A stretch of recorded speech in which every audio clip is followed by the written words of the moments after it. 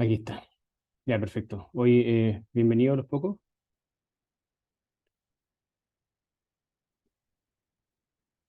Les mandé este artículo porque me pareció interesante. Muchas de las cosas que reviso de forma constante, aparte de lo de mi subespecialidad, son temas de ecocardiografía y ecografía aplicada dentro del contexto de la anestesia general, basado en los distintos protocolos de ultrasonido focalizado. Y este artículo me pareció súper interesante, probablemente para alguien mucho más estadístico, al revisarlo va a decir, oye, el trabajo deja bastante que desear, pero responde varias preguntas y está diseñado en base a responder varias preguntas que son las que uno se establece cuando se enfrenta a un paciente, por ejemplo, en el nicho clásico, que uno no puede evaluar la capacidad funcional con los pacientes con fractura de cadera, y en los cuales, al tener una herramienta para poder investigar un poco más la función cardiovascular, podría entregar distintas alternativas para poder seguir con el plan anestésico o poder cambiarlo. El trabajo está hecho en un centro en London, Ontario. Este hospital es conocido por nosotros porque uno de los cirujanos cardíacos nuestros está haciendo un fellowship allá, y hay uno de los urgenciólogos de la urgencia acá que también está haciendo un fellow en ecocardiografía en cuidados críticos. Y es un centro que lleva la guardia en la parte oriente de Canadá en relación al uso de la ecocardiografía preoperatoria. Y de hecho existen distintos grupos, uno que es como el que hace cuidados críticos, ecocardiografía en cuidados críticos, y otro que hace ecocardiografía en el preoperatorio, y de hecho tienen un fellowship también de ecocardiografía preoperatoria que es súper adecuado, que es súper bueno. Entonces, ¿qué es lo que ellos se plantearon? En base a la pregunta clásica de que el impacto, el tiempo en que se operan los pacientes con fractura de cadera impacta en la sobrevida, trataron de establecer que cualquier retraso en el inicio de la cirugía de cadera pudiese aumentar las complicaciones, sobre todo de muerte, de infección urinaria y de aparición de úlceras. Entonces, es súper importante que cuando nos enfrentemos a un paciente con fractura de cadera, generalmente pacientes súper añosos y que tienen disminución de la capacidad funcional o tienen capacidad funcional no evaluable, uno, en base al estudio preoperatorio, pudiese tratar de optimizarlo de forma lo más práctica posible y no retrasar el inicio de la cirugía. Y muchas veces, por ejemplo, para tratar de establecer el uso de test estresantes o al menos una ecocardiografía basal, tiende a retrasar de forma significativa el inicio de la cirugía. Y sabemos que, en base a las últimas guías europeas, la cirugía ortopédica es una cirugía de riesgo intermedio, pero los pacientes muchas veces son pacientes de alto riesgo, y que cuando no tenemos evaluación significativa, por ejemplo, acá con la cirugía que es tiempo sensible, que pudiésemos tratar de establecer que los pacientes son coronarios, o si tenemos un poco más de cirugía como electiva, lo que deberíamos ir a tratar de establecer es cuál es la capacidad funcional, y como sabemos, y les decía, muchas veces en estos pacientes la capacidad funcional no es evaluable, y si no es evaluable, estos pacientes deberían ir a test estresante o o transtorácico. Y esto es lo que les comentaba, que muchas veces este factor es súper limitante en muchos centros, inclusive en centros de alto como centros grandes de cirugía, hospitales universitarios, en los cuales también pues, los servicios de ecocardiografía tienden a tener súper limitadas las horas, por lo tanto hay un sesgo en que pudiese aumentarse el tiempo solo esperando algún examen.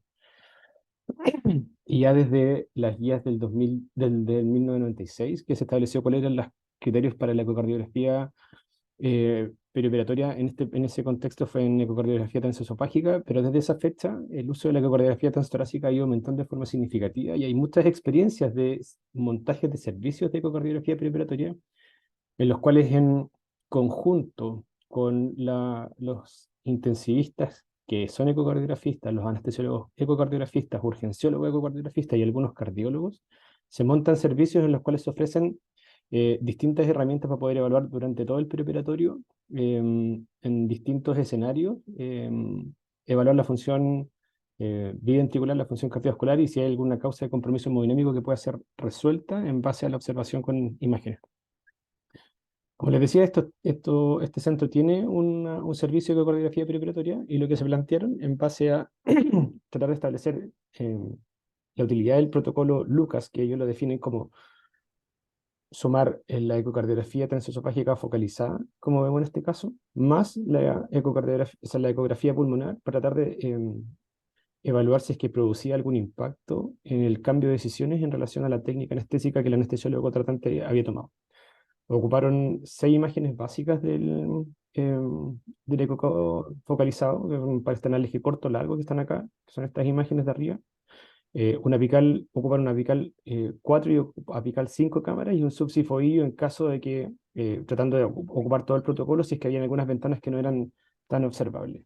Y en el eco pulmonar ocuparon 6 puntos, 3 a cada lado. El Blue Point 1, que es el segundo o tercer espacio intercostal en la línea medio clavicular. El 2, el Blue Point bajo, que es en la línea excelente anterior, en el sexto octavo espacio intercostal. Y un punto que se llama PLAPS, que está en la línea en la intersección de la línea pleural con la línea axilar posterior. Este punto se ocupa harto para tratar de establecer condensaciones basales y para tratar de ver si es que hay derrame pleural y evaluar el movimiento del diafragma. Entonces, en base a esta observación, lo que quisieron hacer es que establecieron su objetivo primario, que era evaluar la frecuencia de nuevas patologías cardiopulmonares detectadas por este protocolo, el protocolo Lucas, como parte de la evaluación preoperatoria de los pacientes de fractura de cadera. Y también tratar de evaluar el impacto de estos hallazgos en el plano anestésico. ¿Cuál fue el protocolo? Es un centro, como les decía, el University Hospital de London, en Ontario. Empezaron a reclutar desde mayo, habían iniciado el trabajo en el 2016 y empezaron a reclutar desde mayo del 2018. Y en base a experiencia previa, establecieron un nene que, ¿cómo se llama? Que debían reclutar. Entre medio recuerden que estuvo la pandemia, así que hubo un tiempo en que el reclutamiento estuvo frenado, así que lograron recién completar los pacientes, los más de 200 pacientes que se habían establecido como N a fines del 2021. ¿Y cuáles eran los criterios de inclusión que ellos determinaron? Pacientes mayores de 18 años que llegaran con el diagnóstico de fractura de cadera y que se sometieran y que estuviesen agendados para artroplastia de cadera urgente. A quienes excluyeron a los pacientes demasiado deliciosos y que no tuviesen la posibilidad de firmar consentimiento informado. Los que tuviesen alguna condición cardiopulmonar conocida, porque como habíamos visto, el el objetivo primario era determinar los hallazgos nuevos de patologías cardiopulmonares. Que tuviesen un ecocardio reciente que le permitiera tomar al anestesiólogo alguna conducta distinta y que el anestesiólogo tratante no quisiera participar.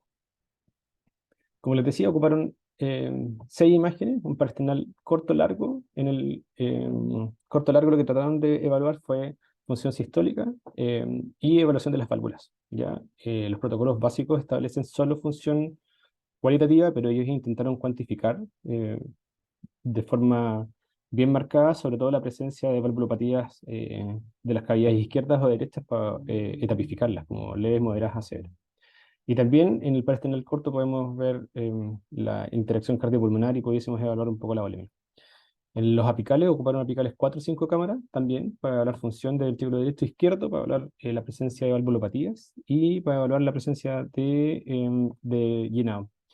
Y en los subcostales evaluaron llenado en base a la observación de la cava y de la interdependencia ventricular, la variabilidad de la presión de la oscilación de la vena cava y la distensión del ventrículo derecho.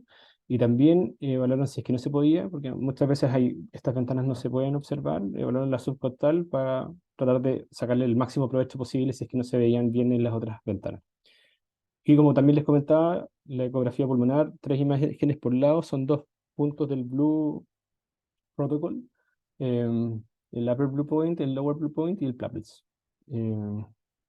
¿Y quiénes eran los que hicieron los exámenes? Eran anestesiólogos certificados en ecocardiografía perioperatoria avanzada, que tenían aprobado y eran board certified del Advanced Preoperative Transesophageal Exam, y tenían al menos 5 años de experiencia en el uso o en la enseñanza de la ecografía focalizada. Y también algunos trainees que eran supervisados. Y de hecho hay una tabla en la cual se ve que no solo son cardioanestesistas, sino que hay anestesiólogos de todas las especialidades y algunos fellows. ¿Qué es lo que hicieron? Es que el anestesiólogo certificado, el ecocardiografista, hizo un examen que idealmente debía ser en menos de 10 minutos.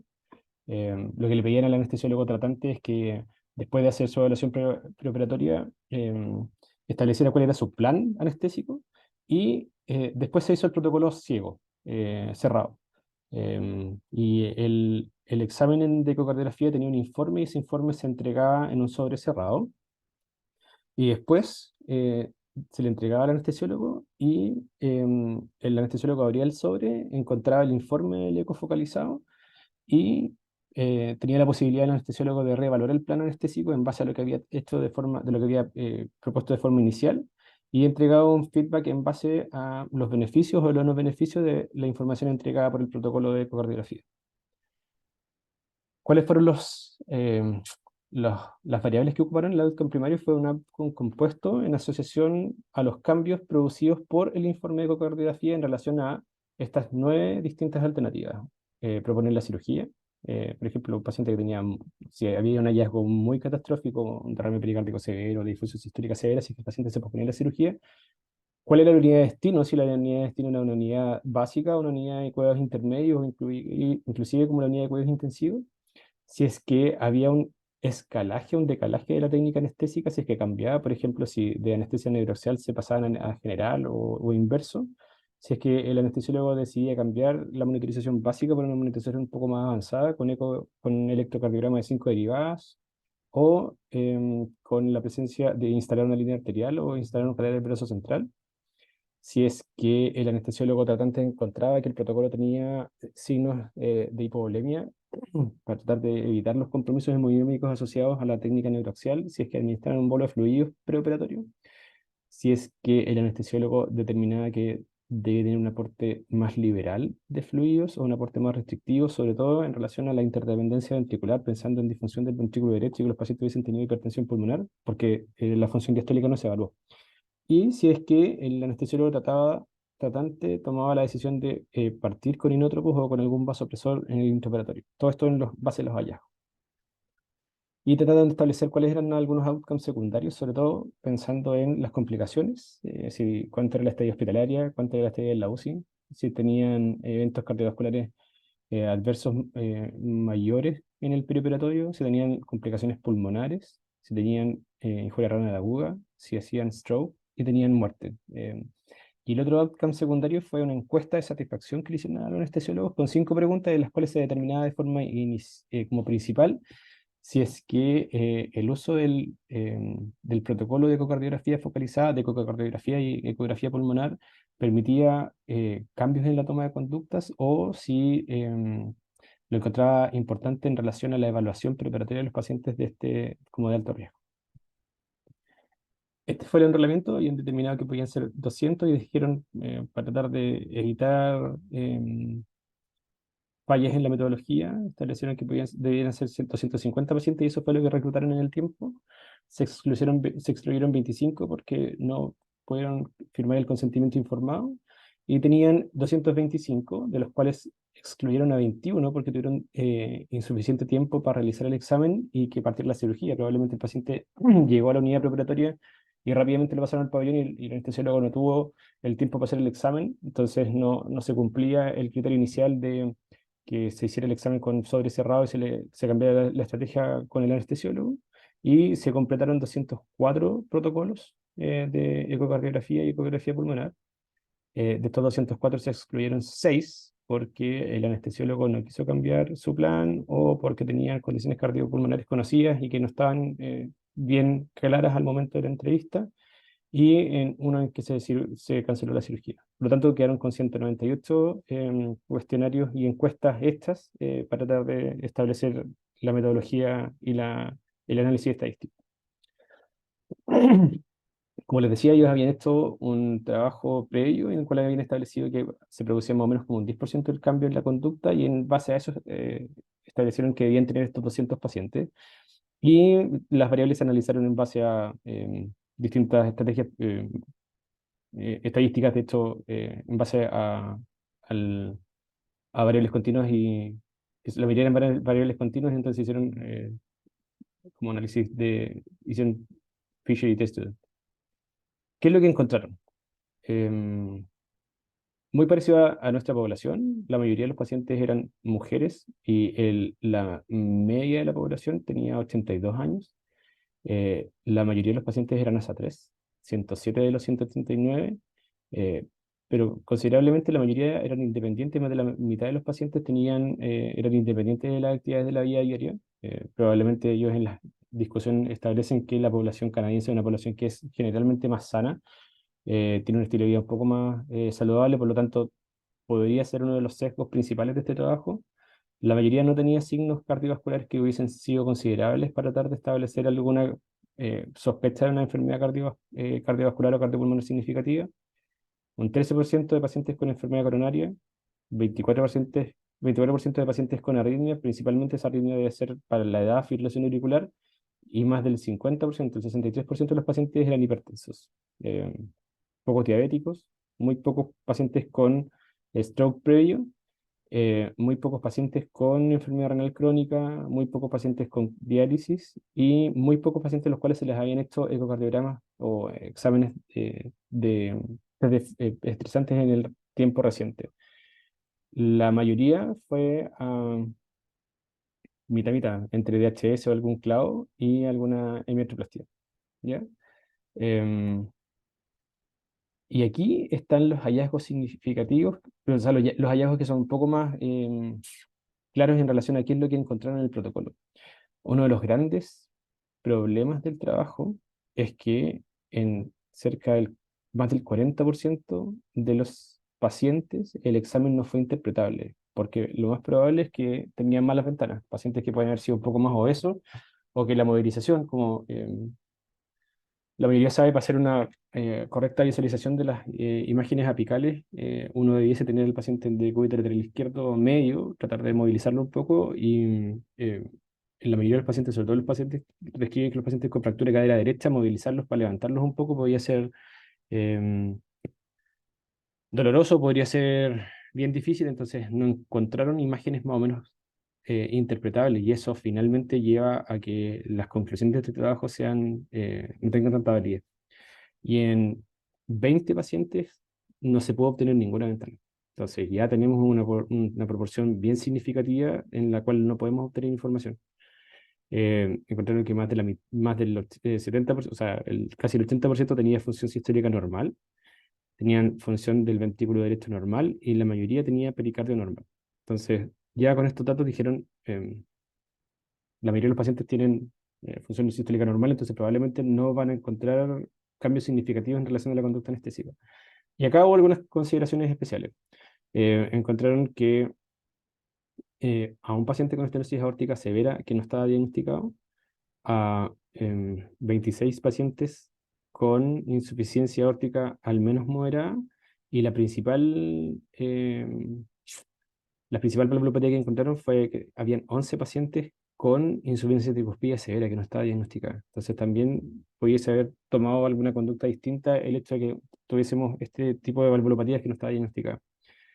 Eh, la mayoría de los pacientes, a que no se pudo evaluar las ventanas ecocardiográficas, tenían ventanas pulmonares adecuadas y el hallazgo más significativo, que igual fue poco, fue que a un 10% tenían atelectasias en las ventanas izquierdas. Y estos fueron los nuevos hallazgos. De los nuevos hallazgos encontrados, que fueron 68 nuevos hallazgos en más de 50 pacientes, el 35% de los pacientes tenían alguna lesión valvular no conocida. De ellos, el 28% eran leves o moderadas y un 7% tenían alguna valvulopatía severa. Ya vimos que habían encontrado una estenosis aórtica severa y las insuficiencias tricuspidias, insuficiencias mitrales severas. 15% que tenía disfunción del ventrículo izquierdo, que era lo significativo, y que, como habíamos visto, que un porcentaje más o menos significativo tenía algo de atelectasia, principalmente en las bases del pulmón izquierdo. Em, en los pacientes que hubo algún cambio en el plano anestésico, ninguno de los hallazgos que eran significativos, o sea, que trataban de buscar que fuesen significativos en relación a las conductas en el cambio en el manejo perioperatorio fue significativa. No hubo ningún cambio significativo entre si el paciente, después del hallazgo, tomó alguna decisión el anestesiólogo, si es que hubo algún cambio en posponer la cirugía, en mandarlo a la UCI, ponerle línea arterial o alguna de las cosas que habíamos visto previamente. Em, y en los que sí hubo cambios, que fueron 106 cambios en 67 pacientes, principalmente, como la mayoría de los pacientes los encontraron algo hipovolémicos, hubo un cambio positivo en que les administraron volumen o que tomaron la decisión de tomar una estrategia un poco más liberal en relación al aporte fluido. En 10 pacientes declararon que el anestesiólogo había determinado que iba a tener un aporte liberal y en relación a los hallazgos dijo, oye, no, este paciente puede estar un poco más hipervolémico, así que voy a hacer un aporte un poco más restrictivo. Em, en relación a la monitorización, fueron 10, 18 pacientes de los cuales hicieron un cambio, algunos pacientes que determinaron que en base a los hallazgos le iban a poner una línea arterial o que le iban a poner, pocos que le iban a poner 5 derivadas porque de hecho el anestesiólogo ya había determinado y en un porcentaje más significativo que a los pacientes les bajaron, así como este paciente tiene función sistólica normal, así que había pensado en ponerle 5 derivadas y no le voy a poner línea y tampoco le voy a poner un central, ni tampoco le voy a poner 5 derivadas. Em, Y en los outcomes secundarios tampoco, no hubo nada significativo. No hubo cambios en la mortalidad, no hubo cambios en los eventos respiratorios, en el stroke, en la aparición de injuria renal aguda, ni en la admisión a la UCI. El otro outcome secundario que hemos visto era una encuesta de satisfacción que le habían hecho los anestesiólogos y la mayoría, más del 70%, determinó que el uso del ultrasonido focalizado como que asegura o reasegura que mi plan anestésico estaba apropiado y que el uso del ultrasonido focalizado mejora los cuidados perioperatorios y también que muchos piensan que el uso de la ecocardiografía focalizada podría ser como un parte integral de la evaluación preoperatoria, sobre todo en los pacientes, en este tipo de pacientes, los pacientes con fractura de cadera. Menos piensan que el uso de la ecografía pulmonar podría ser significativo y este es como lejos de estas tres alternativas, son lejos las que más se repetían y son las que también responden la pregunta inicial, que era lo que les comentaba, que la mayoría muchas veces lo que queremos finalmente es tratar de ver cuál es la función cardiovascular del paciente y si que tiene algún cambio significativo que pudiese hacer principalmente llevar a que tomásemos alguna conducta distinta dentro de lo que teníamos como plan inicial. La discusión que establecen ellos es que el descubrimiento de hallazgos nuevos cardiovasculares se produce en un cuarto de los pacientes y el plan anestésico cambia en un tercio. Sin embargo, la mayoría de los cambios no son severos y que el resultado de los protocolos no cambió significativamente el plan anestésico. Es uno de los hallazgos que ellos probablemente esperaban que fuera distinto, pero la estadística no les dio significativa, así que lo describen tal cual. Pero dicen que la mayoría, como vimos en la encuesta, siente que el hallazgo de, por ejemplo, función sistólica normal refuerza su plan anestésico previo. ¿Esto podría mejorar el cuidado de los pacientes? Probablemente sí, porque determinan que el anestesiólogo la mayoría de las veces está entrenado sobre todo en este tipo de pacientes, en establecer un cuidado preventivo que sea lo más óptimo posible. Siempre piensan en el escenario más adverso y la mayoría de los cambios, o sea, más de la mitad de los cambios de conducta fue en descalar en alguna estrategia de manejo. Por ejemplo, como les decía, no le voy a poner línea arterial, no le voy a poner una escala de terminación central, no lo voy a monitorizar de forma invasiva, sino que va a ser una anestesia un poco más eh, cuidada, pero no tan significativamente invadido el paciente, para tratar de minimizar también los riesgos asociados a la invasión. Em, Ellos encontraron que también raramente se encontraron condiciones cardiovasculares severas o cardiopulmonares severas, pero lo que sí establecen es que el uso de la ecocardiografía focalizada y de la ultrasonografía pulmonar es una herramienta que está disponible, que es una herramienta que es entrenable, que también es reproducible.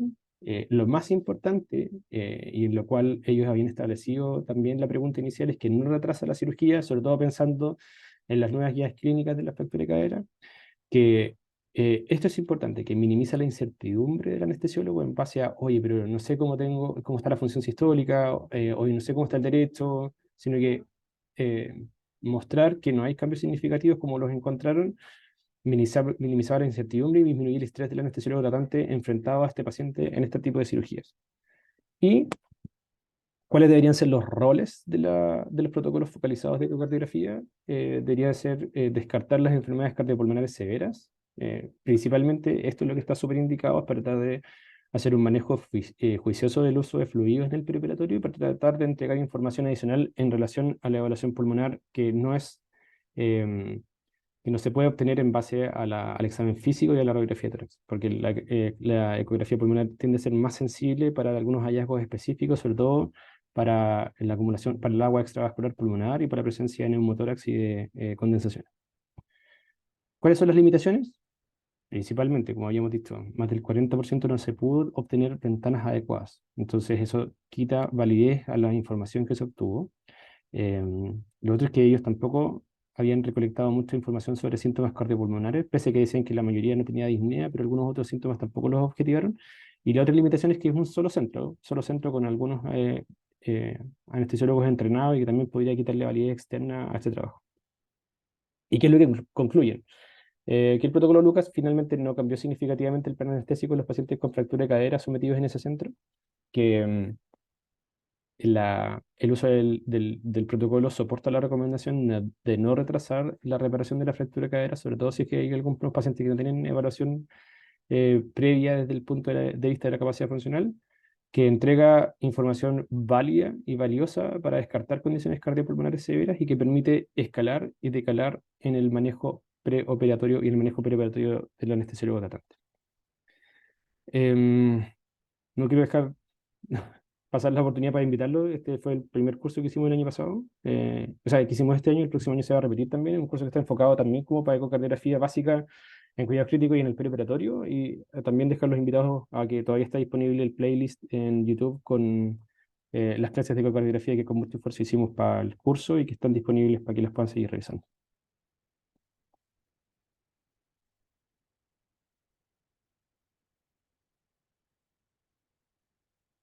Eso. Oye, con más gente.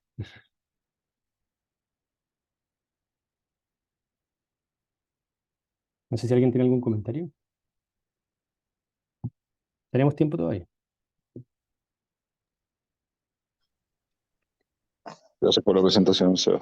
Muy bueno. Oye, ¿cómo crees tú que podríamos en nuestro grupo empezar a implementar como más, entre comillas, masivamente la ecografía perioperatoria? Hoy ha sido un tema como que le vengo dando vueltas hace harto tiempo. De hecho, es como uno de mis objetivos como de aquí a mediano plazo. Em, Principalmente es como tratar de aumentar la masa crítica de gente que haga ecocardiografía. Em, los, una de las grandes críticas que tengo es que los residentes cuando salen, hacen las semanas de rotaciones en urgencia, terminan la rotación de ultrasonido clínico en la urgencia y nunca más toman la sonda. Y como probablemente ven súper poco uso de ecocardiografía en el perioperatorio, tampoco les llama la atención. Pese a que si miramos hacia como hemisferio norte, muchos de los programas tienen establecido el uso del ultrasonido dentro de la anestesia como un must ahora. Hay algunos programas que de hecho les recomiendan a los residentes que salgan certificados o al menos aprobados en el board de ecopreparatorio básico. Y hay mucho interés en el uso del ultrasonido como complemento para, como herramienta para el diagnóstico diferencial de algunas condiciones específicas y para ocuparlo como una herramienta más dentro del examen físico. Entonces, ¿cómo hacerlo? Lo que te digo, así probablemente seguir insistiendo en que los ecocardiógrafos estén disponibles, que nos vean a los que hacemos ecocardiografía, em, realizar exámenes y que vean, la mayoría vaya viendo que nosotros tenemos disponibles las herramientas, que si hay algún paciente en el cual hay dudas, sobre todo, por ejemplo, en este tipo de pacientes, que podamos evaluarlos de forma rápida en la recuperación o en el pabellón antes de partir, y que se vaya haciendo como de forma constante y, y consciente el hecho de que tenemos ecocardiografía disponible, que podemos tomar decisiones, que podemos hacer exámenes em, y que, por eso, porque más gente haga. De hecho, lo hemos conversado con la gente de la UCI, que em, la posibilidad de formar un servicio de ecocardiografía perioperatoria o de ecocardiografía continua y hospitalaria, incluyendo a los intensivistas, incluyendo a algunos urgenciólogos que pudiesen ser también parte de este equipo multidisciplinario. Y lo otro que nosotros vamos a hacer en el programa de formación de anestesia cardiovascular es que vamos a partir con unas jornadas de Echo Rounds que van a ser los martes en la mañana, en el cual vamos a estar de forma constante analizando estudios, analizando imágenes para ver de forma progresiva adquisición de conocimiento en relación a la ecocardiografía. Va a ser más pensado en la ecocardiografía transesofágica, pero también tenemos algunos pacientes con eco transtorácico que le hemos hecho y que todos están súper invitados a que se puedan unir y participar.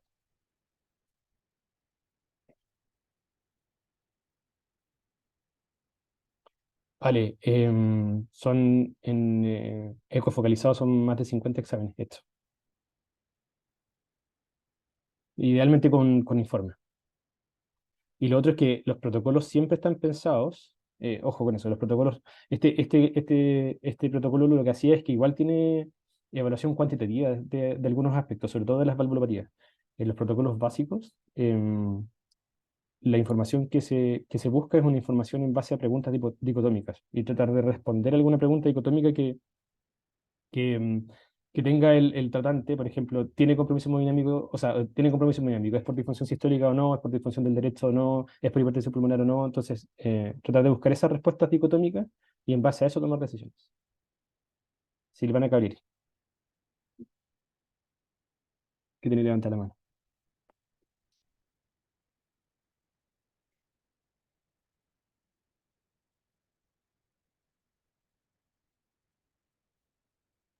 Doctora Cabrera,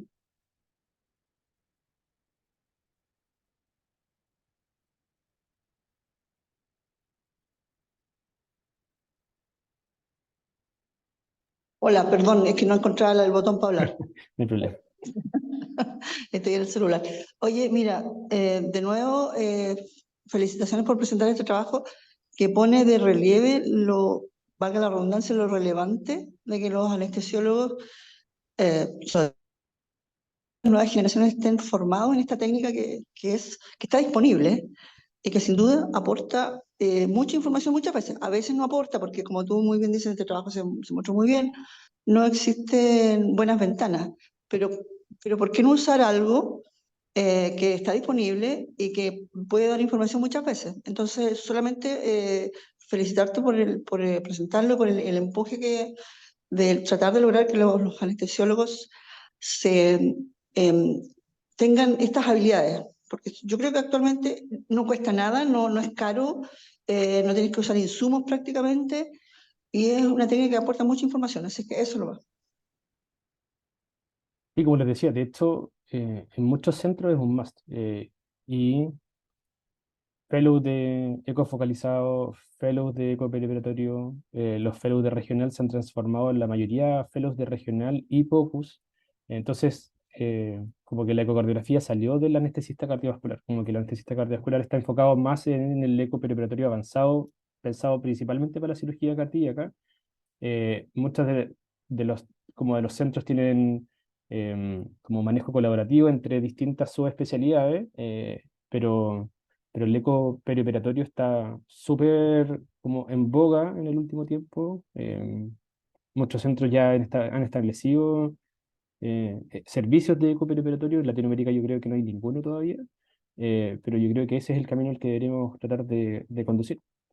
Que existan más anestesiólogos que estén formados, que estén entrenados, entregarles herramientas a los residentes y probablemente como las generaciones son mucho más nativos digitales, para ellos muchas veces es mucho más fácil lograr las competencias en relación a la adquisición de las imágenes y también pueden entregar información súper valiosa a los anestesiólogos que no están entrenados.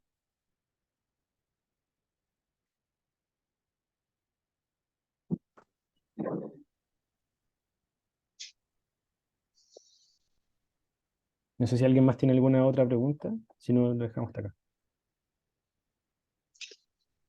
Muchas gracias por mi parte, muy interesante. Gracias. Sebastián. Gracias, Eva. Listo. Oye, muchas gracias y que tengan una excelente jornada hoy día.